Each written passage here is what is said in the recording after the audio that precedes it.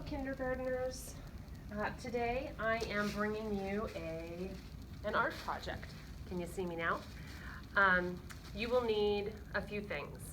In your packet, I gave you some really stiff paper, and I need you to get that piece of paper. You need to get your watercolors.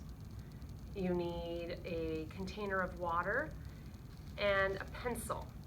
You also need either some plastic wrap from the kitchen. You might want your parents to help you with that, or you could use a plastic bag. That's what I have today. I have a plastic bag and I cut it down a little bit. So get those supplies, push pause, and once you get those things, come back to my video.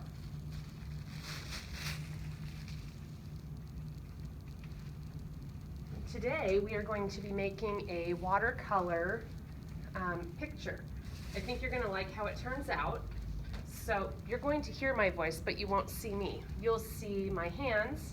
I'm at school today, and I'm using the whiteboard.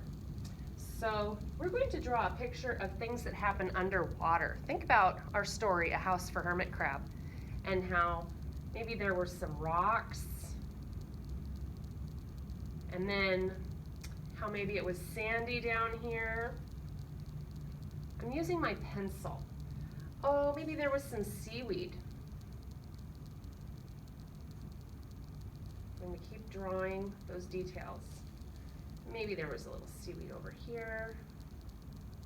Maybe there was a sea anemone hanging out down here. Remember how it had lots of little tentacles that would come out, and they were bright colored. Maybe there's a jellyfish up here.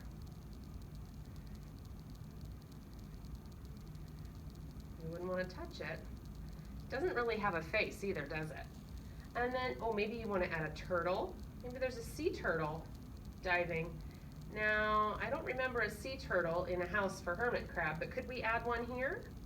You bet. Yep, I'm gonna just make a couple more. Oh, gotta get his little tail. It's just little. Okay, and maybe you want to draw, ooh, those of you who kind of like slinky things, how about an eel? You could draw an electric eel. Okay. I'll give him an eye. There you go. You could add lots of details. You could add shapes to the turtle shell. Think about, how we like to add details to our drawings to tell the story. Okay, that's the first part. Now I need to get out not my watercolors, I'm going to get out my water. This is going to sound weird. This paper is really thick and it's meant to soak up lots of water. I'm just going to use water, plain water. And then I'm going to brush my water all over my paper, all by its, can you see it? You can't really see a color, but you can see some shine. Okay, and it'll smear your pencil, and that's okay. Okay, but you want to get it nice and wet all over. I'm just going to take time to use my brush. Am I kind of scribbling with my brush? Yes. Do we usually scribble? No. But this is a time to be kind of busy with that paintbrush. And you're going to notice my paper is starting to curl up a little bit. It kind of wants to bounce around, and that's okay. This is watercolor paper, and it's meant to take on lots of water. So now that I've got my paper all wet, I'm going to put my water off to the side. Now let's think about underwater colors. Is bright red an underwater color? No. How about black? No. When I think of water, I think of blue. So I'll put some water in my blue and get that paint wet. And then I'm just going to dab it. Do you see how it kind of spreads? I'm just going to spread it around a little bit. A little more. I'll add a little more water to my watercolor paper. I think of blue. I also think of maybe green. Should I do some green? Yeah, there's kind of blue-green colors under the ocean when we go under the ocean. I'm going to add just blobs of color, kindergartners. There's no perfect way to do this. I'm just going to add blobs of color all over. And then, it looks like there's a piece that's just kind of hanging out all by itself. Like it's just too blotchy. I kind of get some more water on there to spread it around.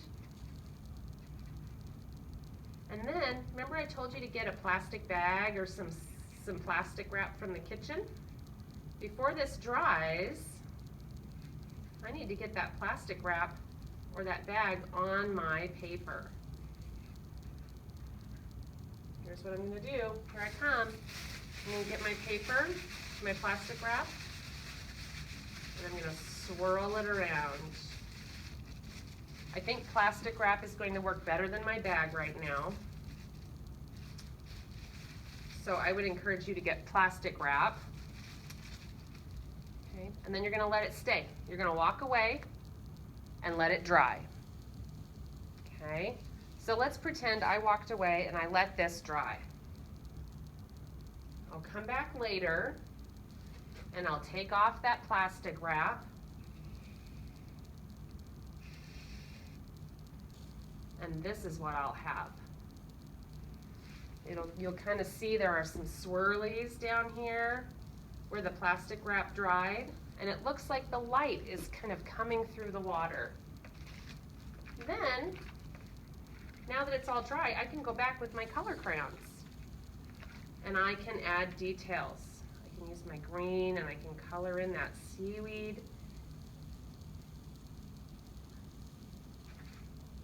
Back and color my seaweed in, give lots of color detail. So this is one of those projects where we're going to have to be patient. If you were in my classroom, we probably would let that dry overnight, and the next day we would come back.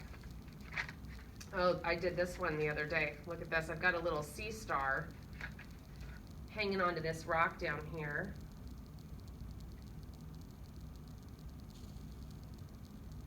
Color him in. And I'll even add some color to my rock, I think, just so that we know that it's there. Because you can't see your pencil very well once you add those paints. Okay. So that's kind of my project, kindergartners. I think you're going to have a lot of fun with this one. Oh, I like these anemones. They can be lots of bright colors. I'm going to make this one pink.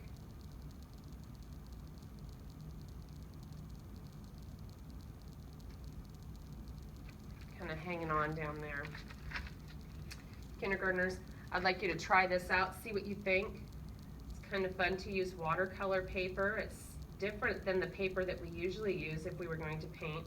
That paper can kind of get holes in it and things like that. But this paper is meant to take on water and paint. So please, yeah, take your time, have fun.